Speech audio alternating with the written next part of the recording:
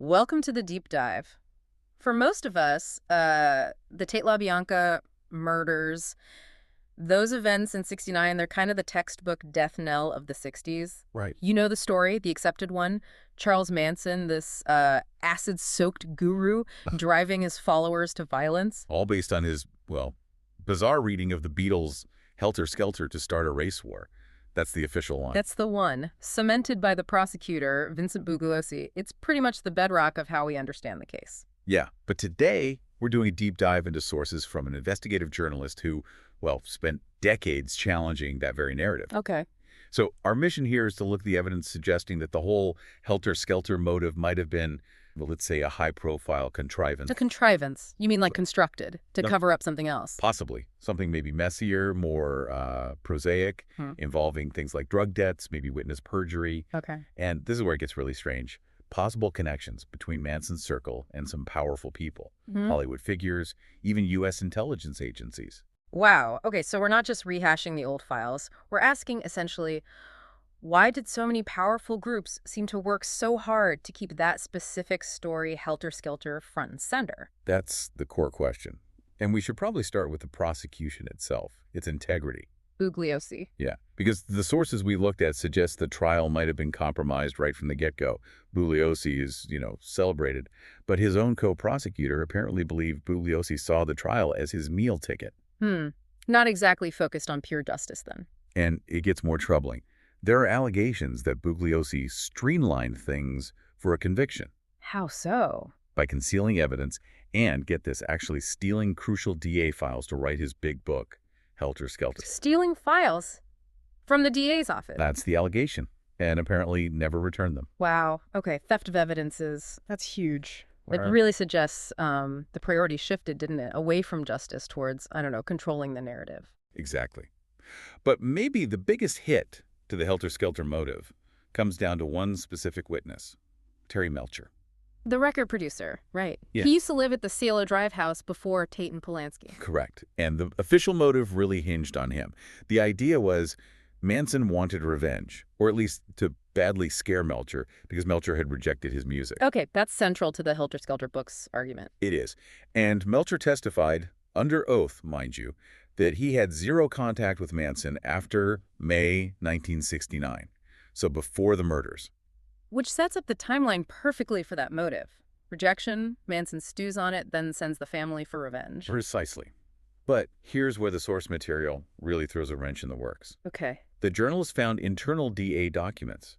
Bugliosi's own interview notes, actually, with key Manson family members like Danny DiCarlo and Paul Watkins. No. These notes had sections crossed out, but the original text detailed multiple visits by Terry Melcher to Spahn Ranch. Where Manson was living. Yes, after the murders had already happened. Wait, after? Melcher went back to the ranch after the Tate murders. According to these notes, yes.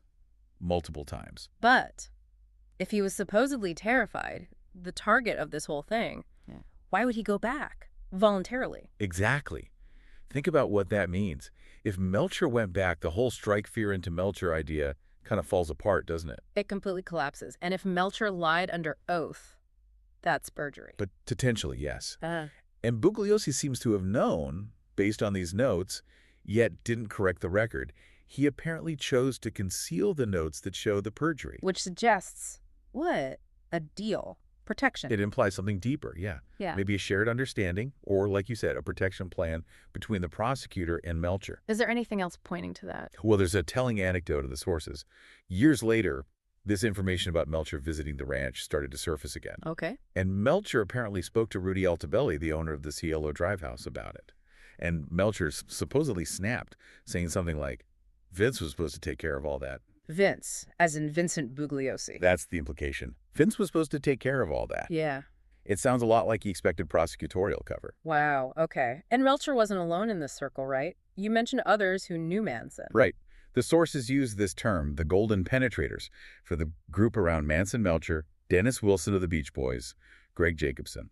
Golden penetrators, where did that come from? It was apparently a term used by others in Hollywood back then, sort of meaning these were powerful guys who could dip into the counterculture scene without getting burned. Okay. And they knew Manson well. Very well, before and during the time of the murders. And the sources suggest they knew enough to suspect Manson almost immediately after the killings. But they stayed silent. They did. Maybe out of fear, maybe Mhm. because they were just in too deep with Manson, knew too much about their own maybe illicit activities. It really does start to sound less like some abstract race war plot and more like, well, like powerful people trying to manage a really ugly, dangerous situation they were involved in. Possibly involving drugs, cover-ups. Right. So, if the prosecution was maybe covering for Hollywood elites, what was really going on at 150 CeeLo Drive? Was it the idyllic scene sometimes portrayed? Not according to these sources. It seems the reality was far more fraught than Bugliosi reported. How so? Well, Tate and Polanski were away a lot. They left Wojtek Frykowski and Abigail Folger basically running the place, Yeah. and it turned into party central. Constant parties, harder drugs becoming more common. Not just weed and hash, but cocaine, LSD, and this new synthetic called MDA. DA. Yeah, apparently it was pretty potent, popular at the time. Things got, well, rowdier. And the sources mentioned Sharon Tate wasn't happy about this. That's right. She was reportedly worried, feared Frykowski might actually be dealing drugs from their house Dealing? and just generally bringing, as she apparently put it, too much chaos into their lives. Which leads us straight into this alternative motive the journalist pushes, right? Drug retribution. Exactly. It wasn't helter-skelter. It was payback for a drug deal gone bad. A friend of one of the victims, Bill Tennant, is quoted saying something like that. Yeah, he said it wasn't about loss of innocence. It was retribution. Pure and simple. Okay, so what's the actual evidence for a drug connection rather than helter-skelter? Well, there's a documented history of threats and potential violence tied to drugs at the house. Like what? There was this guy, Harris Pick Dawson, described as a drug dealer. Kick Dawson, okay. He'd apparently been kicked out of the house earlier after threatening to kill Frykowski. A direct death threat from a dealer? That's pretty serious. And there's more. Just weeks before the murders, two drunk men apparently showed up, threatening Frykowski and a friend, saying, "We will be back and we will kill you." Wow. So multiple threats related to Frykowski, potentially drugs. Yes. And this context makes some of the physical evidence look, well, different. How do you mean? We all know the word pig was written in blood on the front door. Iconic image. Right. But one of the early police theories, before Bugliosi really took over the narrative, was that maybe it wasn't pig at all. Maybe it was meant to be PIC. PIC, as in Pick Dawson, the dealer who threatened Frykowski. That was the theory. Just a simple phonetic mistake by the killers. Yeah. Pig instead of PIC. My God, that changes everything. If it was PIC, it points directly to a drug motive, not a race war message. Completely. A drug burn, maybe over MDA, Right. maybe cocaine, maybe something else entirely. It's far more, immediate and frankly credible than Manson plotting a delayed race war based on a Beatles album from years before. But a story about Hollywood elites tangled up in violent drug deals. That's not a clean narrative, is it? Not at all. Politically inconvenient, you could say. Exposes powerful people. So the argument is Bugliosi went with the wilder helter-skelter story because the simpler truth, the drug connection. It was too messy. It would have meant investigating, maybe even prosecuting, those well-connected people, the golden penetrators. Instead, he got a sensational trial, a bestseller book. Exactly. Helter Skelter was shocking, simple, and kept the focus away from any uncomfortable truths about Hollywood's elite. Okay, this is already a lot to take in.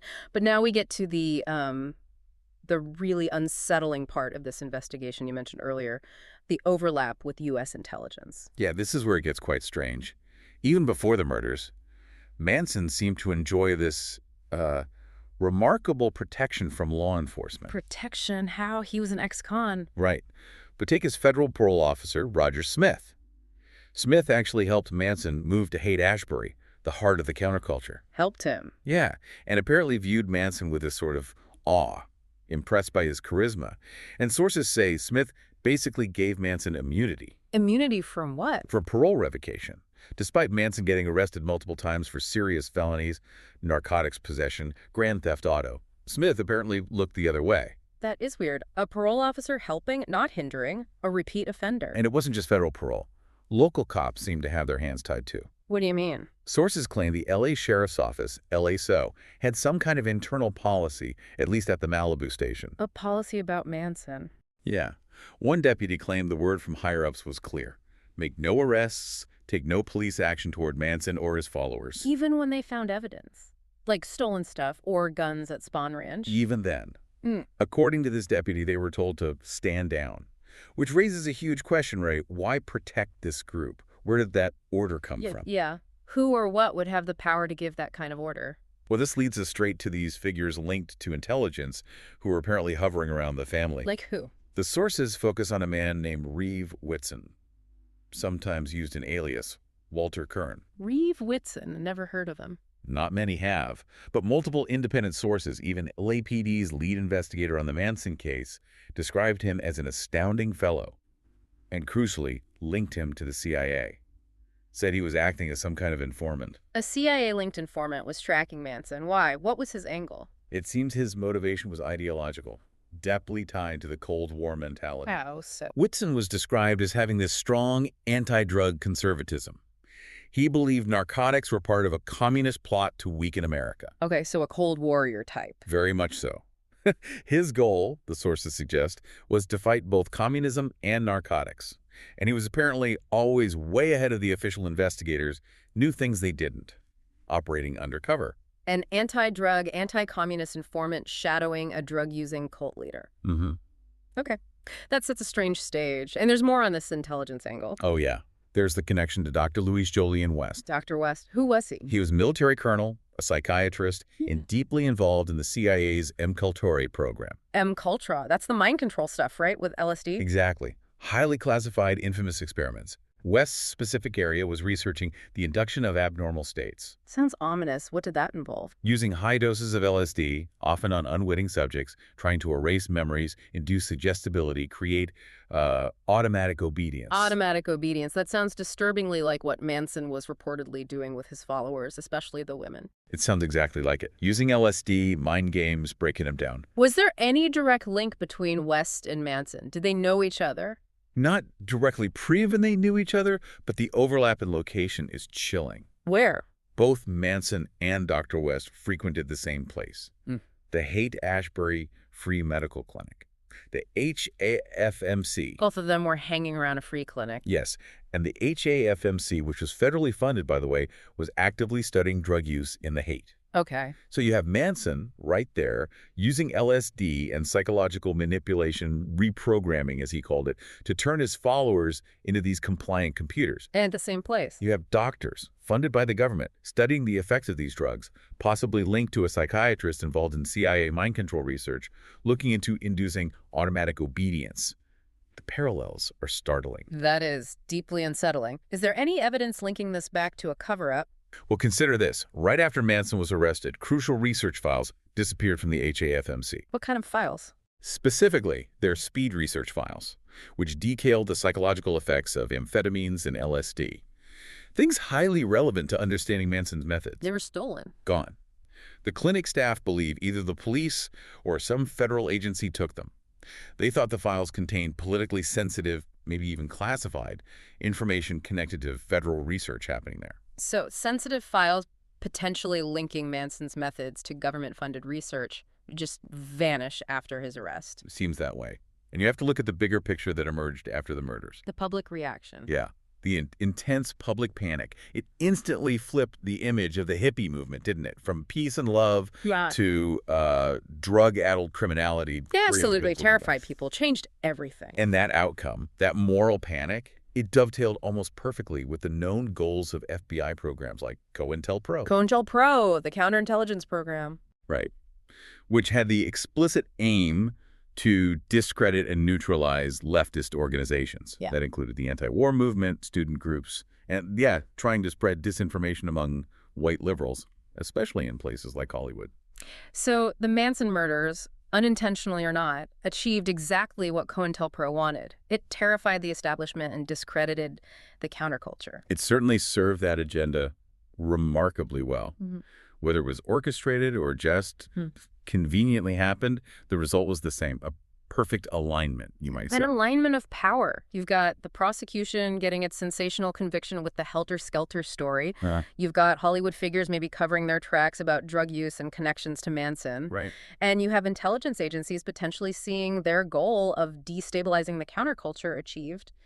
It seems like everyone in power sort of won. Everyone except, perhaps, the full truth. Okay, so let's try to pull this all together, synthesize it. Yep. Because the sources you're describing present a lot of information, often contradictory, right?